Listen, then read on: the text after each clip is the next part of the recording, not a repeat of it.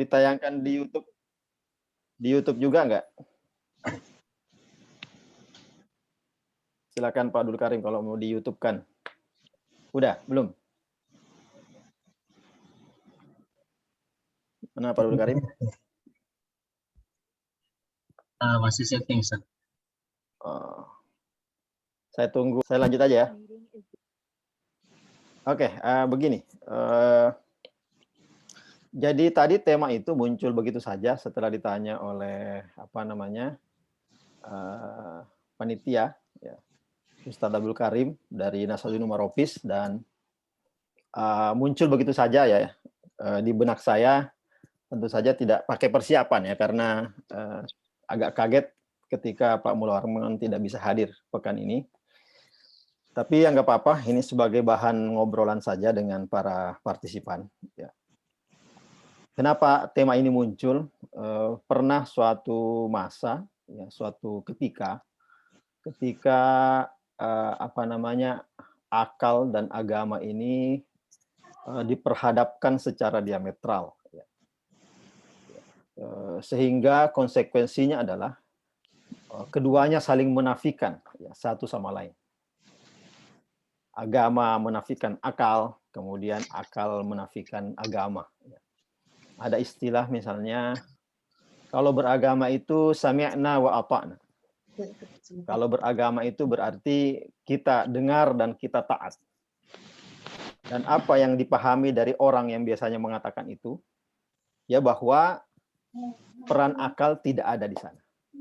Ya, apapun yang disampaikan oleh agama, maka manusia harus menerimanya begitu saja, tanpa bahkan tidak boleh, ya, mempertanyakannya lewat fasilitas akal yang manusia miliki.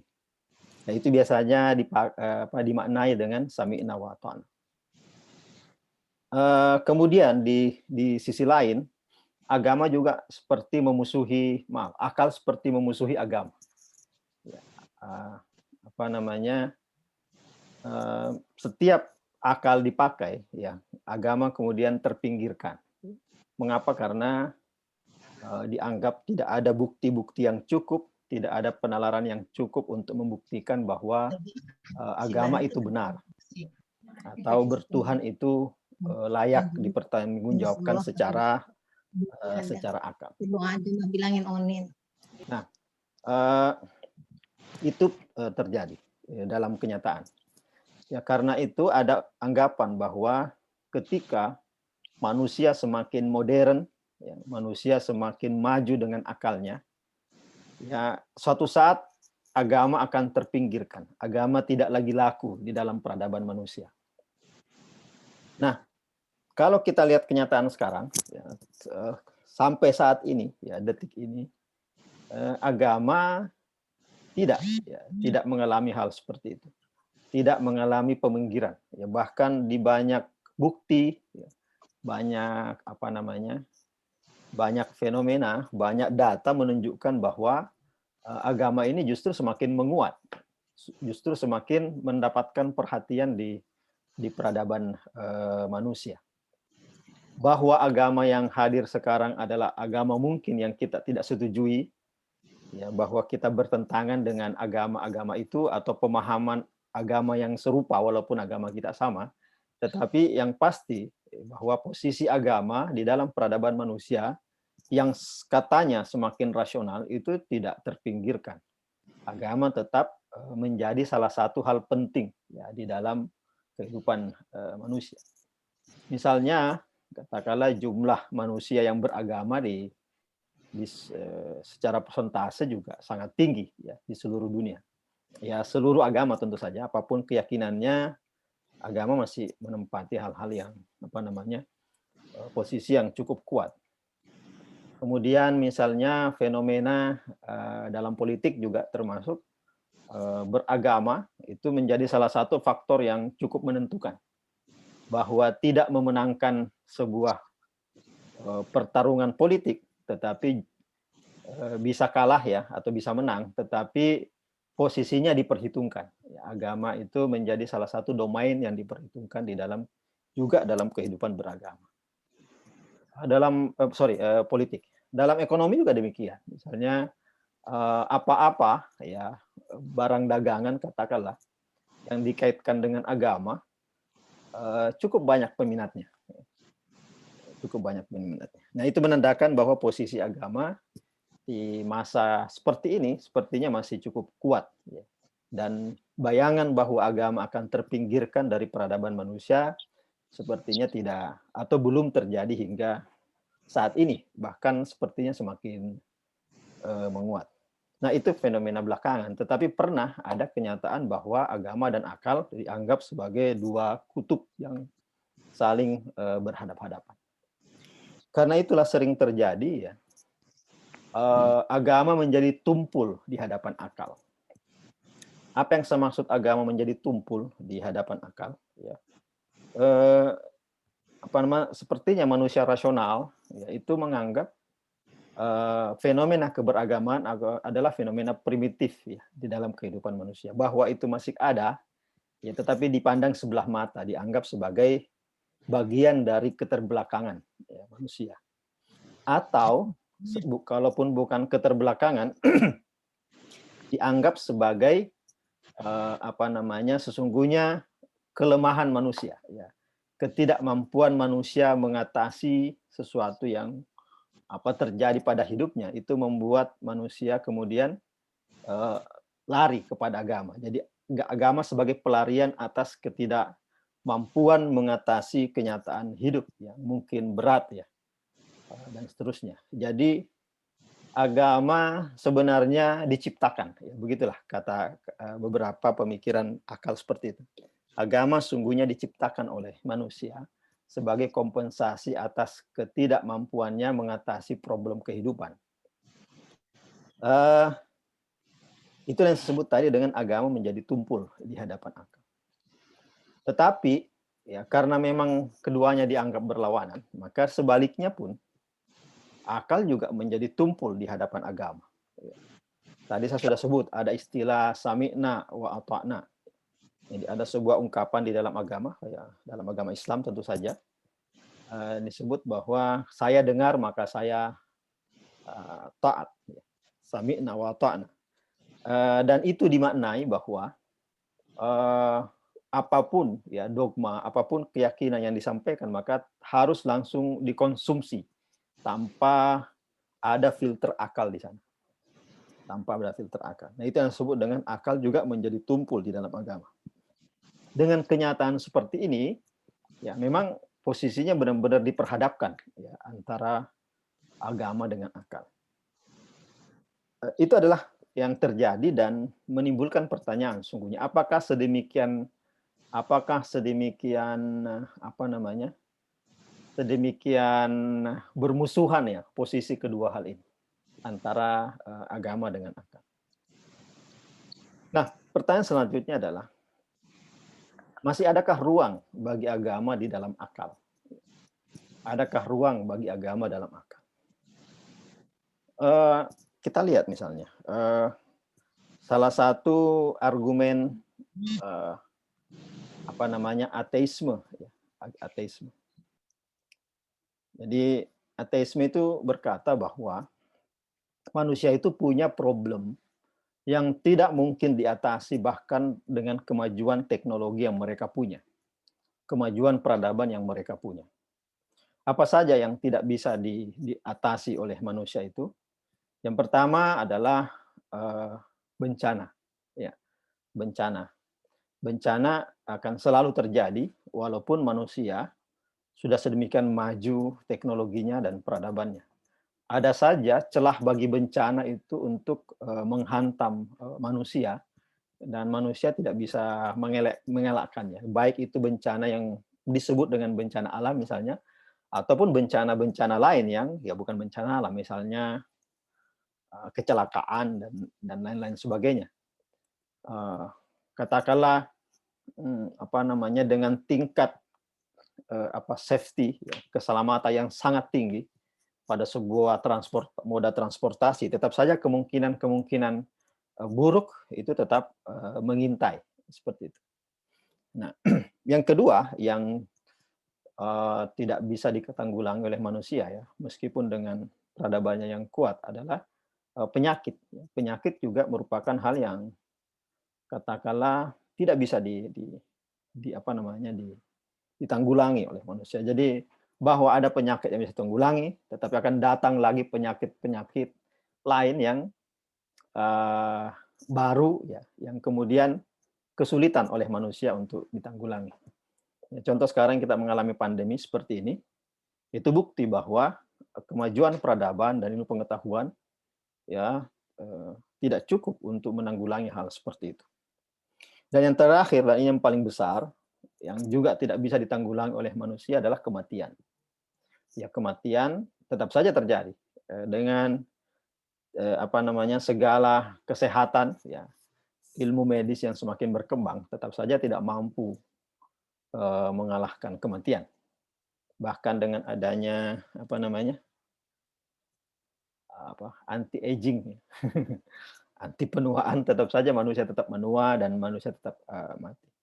Nah, ketiga hal ini ya disebut sebagai hal yang menghantui kehidupan manusia. Dan menghantui itu kemudian manusia tidak bisa lepas daripadanya. Tetapi manusia apa namanya selalu ingin lepas dari, tapi tidak bisa. Karena itu melahirkan derita. Nah, dalam puncak-puncak derita seperti inilah kemudian manusia, menurut teori ateisme ini, memproyeksikan sebuah kekuatan yang maha dahsyat ya sebagai tempat bersandarnya, dan itulah yang disebut dengan Tuhan. Karena itu sampai muncul istilah sebuah teori katakanlah oleh mereka, yaitu derita adalah tempat lahirnya Tuhan. Jadi selebih jauh mereka mengatakan bahwa manusialah yang menciptakan Tuhan sungguhnya, bukan Tuhan yang menciptakan manusia. Kenapa? Apa namanya? Konsep Tuhan tadi itu juga diciptakan oleh manusia untuk sebagai kompensasi ya, sebagai pelarian ya dari ketidakmampuan manusia tadi untuk mengatasi ketiga hal tadi. Nah, itulah yang membuat pertanyaan, masih adakah ruang bagi agama di dalam akal? Ya, kalau kita lihat apa namanya penolakan seperti itu, penolakan agama dan tentu saja penolakan Tuhan dalam dalam dalam cara berpikir seperti itu atau akal seperti itu, terkesan bahwa tidak ada lagi ruang bagi agama di dalam akal. Ya, tetapi di sisi lain ya, kita melihat bahwa dalam kehidupan ya, yang terjadi tidak selalu seperti itu. Yang saya maksud tidak selalu seperti itu adalah ya bahwa apa namanya derita kayak tadi itu tidak, justru dalam kenyataan juga tidak selalu melahirkan ketuhanan kan. Dalam banyak contoh misalnya derita seperti itu malah membuat orang lari dari Tuhan. Ya, orang kemudian katakanlah dulunya dia bertuhan, tapi kemudian mengalami penderitaan, malah kemudian berhenti bertuhan. Nah, kalau demikian, misalnya, dan itu kenyataan juga, ya bahwa orang semakin bertuhan gara-gara menderita, ya tadi sebagaimana disebutkan dari teori ateisme tadi. Di sisi lain, ada kenyataan bahwa manusia malah semakin lari dari Tuhan ketika dia menderita. Ya, apakah derita itu kematian, bencana maupun penyakit. Jika kaum ateis mengatakan bahwa derita melahirkan Tuhan, ya maka bisa juga dengan kenyataan yang ada orang lain bisa mengatakan justru derita melahirkan ketidakbertuhanan, ya. Justru derita melahirkan ateisme karena banyak bukti di mana apa namanya orang yang menderita malah kehilangan pegangan ketuhanannya. Nah, dengan demikian, ya dengan demikian argumen untuk mengatakan Tuhan tidak ada seperti model tadi mendapatkan tantangan dengan apa namanya dengan hal seperti itu. Nah, itu untuk menjawab pertanyaan masih adakah ruang bagi agama di dalam akal. Nah, sebaliknya, adakah ruang bagi akal di dalam agama? Ya, masih adakah ruang bagi akal di dalam beragama? Kita, saya pikir demikian, seluruh apa namanya, para partisipan ini, eh, Muslim dalam hal ini, masih adakah ruang bagi akal di dalam agama kita? Ya kita melihat bahwa sungguhnya di dalam agama ruang akal sangat sangat besar di dalam agama kita, dalam Islam. Ya. Ruang berpikir kritis ya, itu sangat sangat besar sungguhnya diberikan ruang ya, yang cukup besar. Karena persoalannya adalah bahwa kalau kalau apa namanya Islam agama kita ini tidak memberi ruang yang leluasa bagi akal, maka suatu saat ya agama Islam itu akan ditinggalkan orang, ya, akan ditinggalkan penganut. Kenapa? Karena akal ini sudah sesuatu yang apa? Sesuatu yang ya sudah tercipta begitu saja di dalam kita. Ya. Allah sudah membekali itu pada diri setiap manusia. Nah, ketika akal itu tidak terpuaskan dalam katakanlah dalam satu hal, maka hal itu lama-lama akan ditinggalkan oleh manusia. Nah, terbukti bahwa agama Islam ini cukup bertahan dan di peradaban manusia hingga sekarang sejak agama Islam ini hadir. Artinya agama Islam sungguhnya itu cukup memberi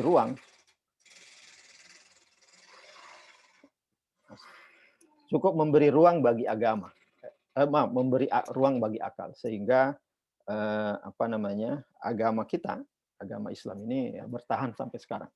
Buktinya seperti apa? Misalnya perdebatan tentang apapun di dalam apa namanya di dalam Islam ya tetap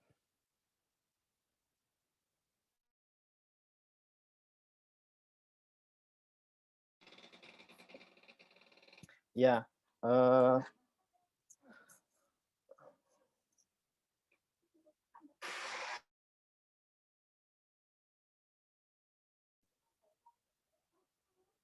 maaf ada sedikit gangguan. Ya, misalnya perdebatan tentang apa di dalam Islam ya tentang ketuhanan itu sangat sangat terbuka ya di dalam Islam dan berkembang. Ya, perdebatan tentang ritual ya dalam fikih misalnya berkembang dan itu tentu saja mengambil porsi akal yang sangat banyak. Sehingga ruang untuk akal bagi agama kita Islam itu cukup terbuka lebar. Nah, kemudian terakhir yang ingin sampaikan sebelum kita apa namanya ngobrol-ngobrol ya tentang akal ini sendiri. Akal adalah sesuatu yang sangat penting bagi manusia. Tetapi akal itu bukan satu-satunya yang ada pada manusia. Ya, ada hal-hal lain yang juga penting bagi manusia. Bahwa akal menempati tempat yang istimewa, iya. Tetapi bukan satu-satunya sungguhnya. Jadi kalau kita mengatakan rasio, akal itu adalah rasio, maka rasio penting dan sangat apa namanya bagi manusia sangat penting.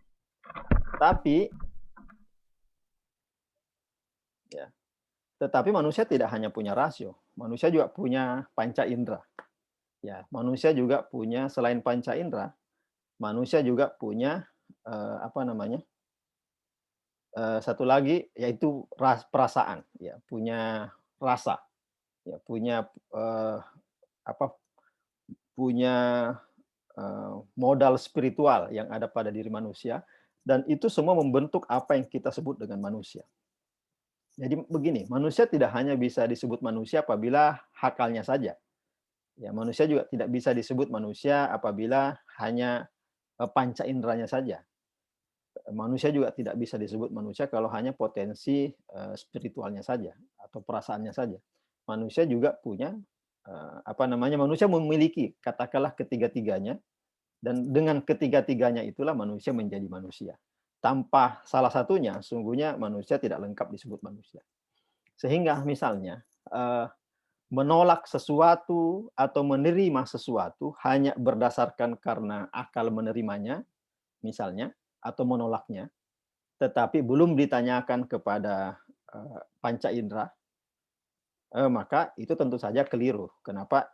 Berarti hanya mengukur hal itu lewat satu fakultas saja, yaitu fakultas akal saja. Ya demikian pula mengatakan sesuatu itu ada, ya, atau mengatakan sesuatu itu tidak ada, hanya karena apa namanya panca indera mengatakannya, atau hanya karena perasaan spiritual mengatakannya, itu juga tidak cukup. Jadi ketika tiga hal ini harus apa namanya harus bekerja simultan di dalam kita sebagai manusia untuk menentukan apa yang baik dan apa yang buruk bagi kita. Sering terjadi apa namanya kita melakukan hal-hal tertentu itu hanya karena pertimbangan salah satu di antara ini, bukan kerjasama antara ketiga fakultas itu. Nah, itulah yang membuat kadang manusia melakukan kekeliruan-kekeliruan di dalam hidupnya, walaupun dia menganggap itu adalah keputusan yang benar. Kenapa? Karena tidak melibatkan tiganya di dalam apa namanya melakukan hal-hal tertentu. Termasuk di dalam beragama, ya di dalam kita beragama Islam, ya tidak cukup dengan akal saja, tetapi tanpa akal juga tidak bisa. Tidak cukup hanya dengan spiritual saja, tapi tanpa spiritual juga nggak bisa. Tidak cukup juga dengan kemampuan panca indera saja, tetapi dengan kemampuan panca indera saja juga tidak bisa. Maka semuanya harus bekerja sama untuk memberikan keputusan-keputusan yang ideal sebagai manusia, khususnya manusia beragama Islam. Oke, sampai situ mungkin sebagai pengantar untuk tema kita hari ini, sore ini. Silakan Ustadz Abdul Karim Bakri sebagai host untuk menyapa peserta. Maaf tadi saya mengambil alih karena Pak Abdul Karim Bakri belum memasuki ruang Zoom. Silakan Pak Abdul Karim Bakri. Terima kasih banyak, Sat, atas ilmu yang